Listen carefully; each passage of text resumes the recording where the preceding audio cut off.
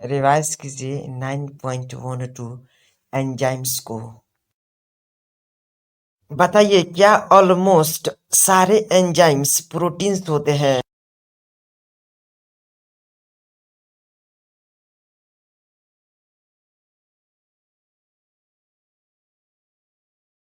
जी बिल्कुल, ऑलमोस्ट सारे enzymes proteins होते हैं।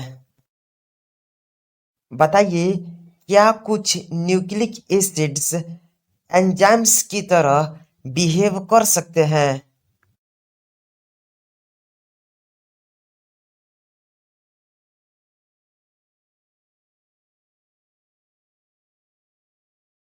जी बिल्कुल, कुछ न्यूक्लिक एसिड्स एंजाइम्स की तरह बिहेव कर सकते हैं। इनको राइबोजाइम्स कहते हैं।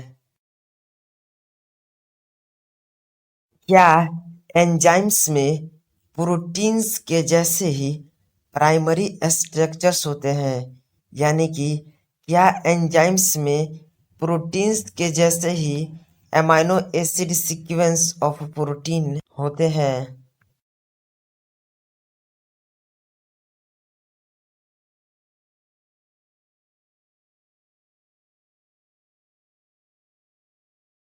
जी बिल्कुल, an enzyme like any protein has a primary structure that is amino acid sequence of the protein.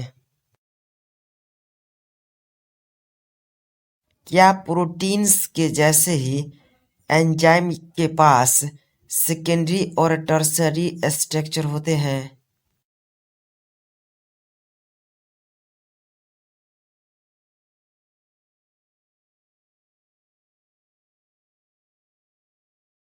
जी बिल्कुल, प्रोटीन्स के जैसे ही एंजाइम्स के पास सेकेंडरी और टर्शियरी स्ट्रक्चर होते हैं।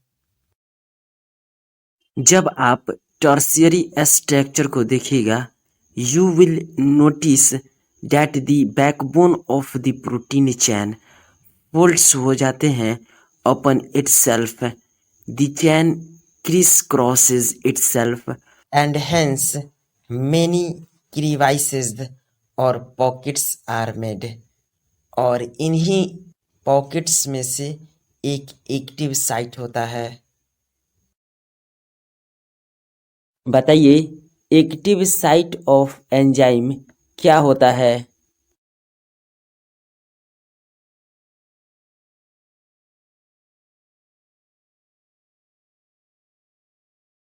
जी बिल्कुल, एक्टिव साइट एंजाइम्स का एक क्रीवाइसिस या फिर पॉकेट होता है जिसमें सबस्ट्रेट फेट्स होता है। इसलिए enzymes through their active site catalysis करते हैं रिएक्शन को एट वेरी हाई रेट। बताइए क्या एंजाइम कैटेलिस्ट डिफर करते हैं इनऑर्गेनिक कैटेलिस्ट से?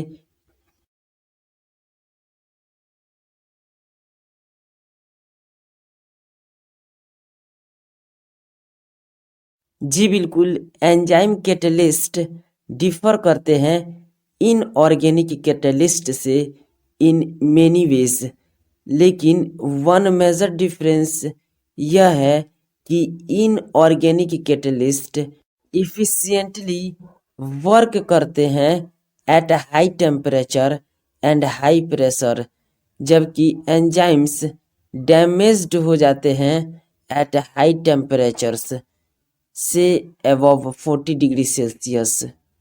ये बात अलग है कि एंजाइम्स जो कि आइसोलेटेड होते हैं from organisms who normally live under extremely high temperature, for example hot vents and sulfur spring, वो स्टेबल रहते हैं और रिटेन किए रहते हैं their catalytic power even at high temperatures, मतलब कि 80 से लेकर 90 डिग्री सेल्सियस तक।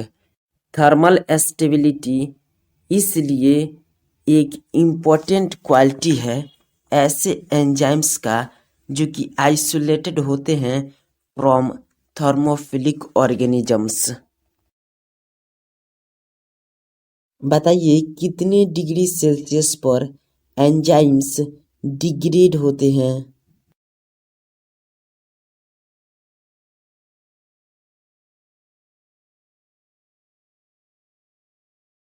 जी बिल्कुल, 40 डिग्री सेल्सियस से ऊपर एंजाइम्स डैमेज्ड हो जाते हैं। चलिए रिवाइज कीजिए 9.12.1 केमिकल रिएक्शंस को। केमिकल कंपाउंड्स अंडरगो करते हैं टू टाइप्स के चेंजेस में। फिजिकल चेंजेस सिंपली रेफर्स करता है to a change in shape without breaking of bonds. यह एक फिजिकल प्रोसेस है। Another physical process is a change in state of matter. जब आइस को मेल्ट्स किया जाता है तब यह चेंज हो जाता है वाटर में। और when water becomes a vapour, यह भी एक change in state of matter है। ये भी फिजिकल प्रोसेस है। हाउएवर, जब बॉन्ड्स ब्रेक होते हैं और न्यू बॉन्ड्स फॉर्म्ड होते हैं ड्यूरिंग ट्रांसफॉर्मेशन, तब इसको केमिकल रिएक्शन कहते हैं। एग्जाम्पल के लिए BaOH के whole twice plus H2SO4 gives BaSO4 plus H2O। Inorganic chemical reaction का एग्जाम्पल है। इसी तरह स्टार्च का हाइड्रोलाइसिस ग्लूकोज में एक ऑर्गेनिक केमिकल रिएक्शन है। बताइए रेट ऑफ ए फिजिकल और केमिकल प्रोसेस किसको रेफर्स करता है?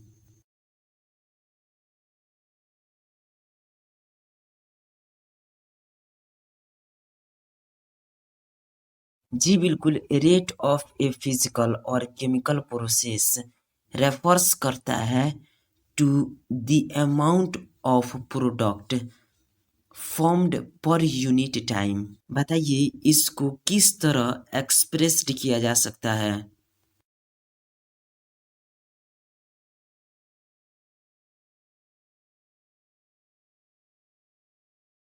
जी बिल्कुल, रेट ऑफ ए फिजिकल और केमिकल प्रोसेस रेफर करता है प्रोडक्ट के अमाउंट का जो कि फॉर्म्ड होता है पर यूनिट टाइम। इसको एक्सप्रेस्ड किया जाता है as rate is equals to del p by del t. बताइए इस रेट को क्या कहा जा सकता है?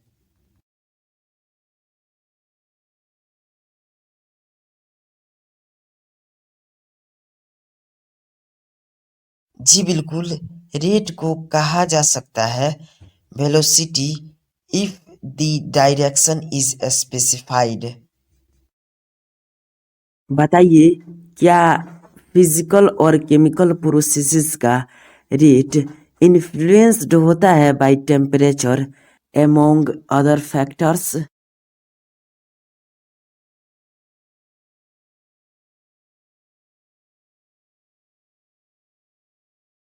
जी बिल्कुल, rates of physical and chemical processes are influenced by temperature among other factors. बताइए कितने डिग्री सेल्सियस टेम्परेचर को चेंज करने पर in either direction rate doubles हो जाता है या फिर डिक्रीजेस कर जाता है बाई हाफ?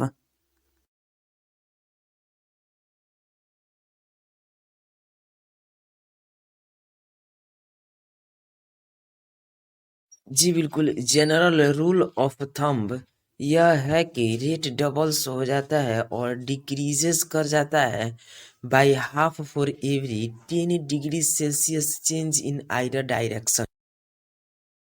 कैटलाइज्ड रिएक्शन हमेशा प्रोसीड करता है at rates vastly higher than that of uncatalysed one. Are you agree with this line of NCERT? Example के लिए कार्बन डाइऑक्साइड और water in presence of carbonic anhydrase gives करता है carbonic acid यानी कि H2CO3 और कार्बोनिक एसिड यानी कि H2CO3 कार्बोनिक एनहाइड्रेज के प्रेजेंस में गिव्स करता है H2O प्लस कार्बन डाइऑक्साइड। बोलिए इस रिएक्शन को फिर से आप।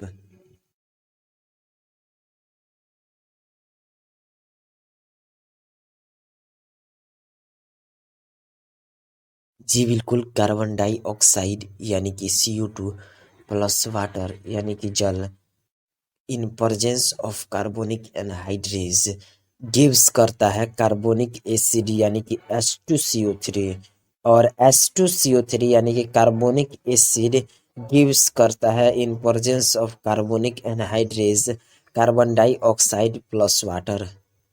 अब्सेंस ऑफ एनी एंजाइम में यह रिएक्शन तो बहुत स्लो होगा। बताइए, अबाउट 200 मॉलिक्यूल्स ऑफ H2CO3 बनाने के लिए कितना टाइम लगेगा विदाउट एंजाइम के?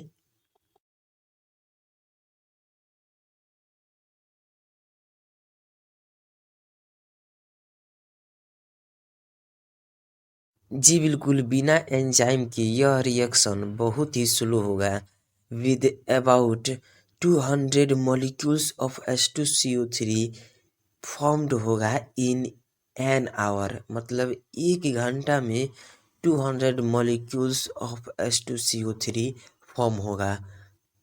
बताइए, साइटोप्लाज्म में कौन सा एंजाइम होता है जो कि एस्पिड्स कर देता है ड्रामेटिकली कार्बोनिक एसिड के फॉर्मेशन को with about 6 lakh molecules formation every second.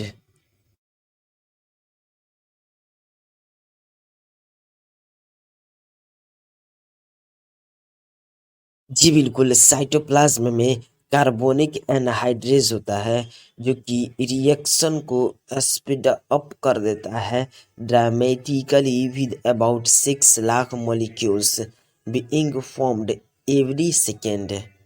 यानी कि यह एंजाइम रिएक्शन को 10 मिलियन टाइम्स एक्सेलरेटेड कर दिया। सच में power of enzyme is incredible indeed, यानी कि वास्तव में अविश्वसनीय है।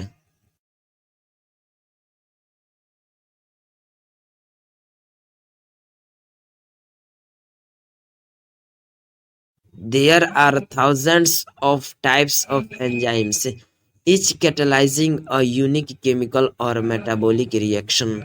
Are you agree with this line of NCERT?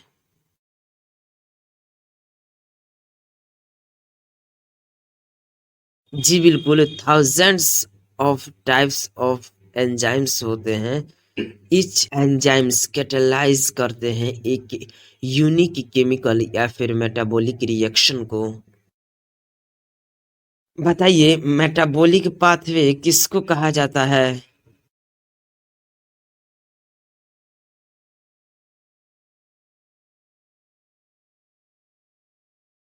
जी बिल्कुल, एक multi step chemical reaction when each of the step catalysed होता है by the same enzyme complex और डिफरेंट एंजाइम्स, इसी को मेटाबॉलिक पाथवे कहा जाता है। एग्जाम्पल के लिए, ग्लूकोज से 2 पायरुविक एसिड का बनना यानी कि C6H12O6 प्लस O2 गिव्स करता है 2C3H4O3 प्लस 2H2O। यह एक्चुअली एक मेटाबॉलिक पाथवे है जिसमें ग्लूकोज पायरुविक एसिड बनता है through 10 different enzyme catalysed metabolic reactions. हमारे स्केलेटल मसल में under anaerobic condition lactic acid form होता है, लेकिन बताइए अंडर नॉर्मल एरोबिक कंडीशन में क्या फॉर्म्ड होता है?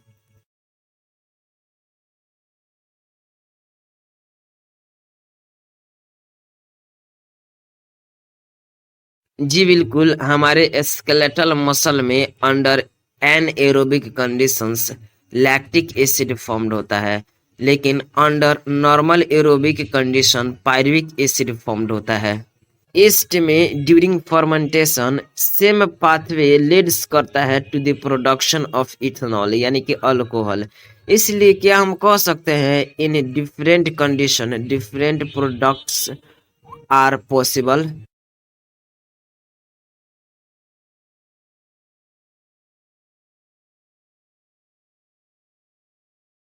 जी बिल्कुल, डिफरेंट कंडीशंस में डिफरेंट प्रोडक्ट्स पॉसिबल है।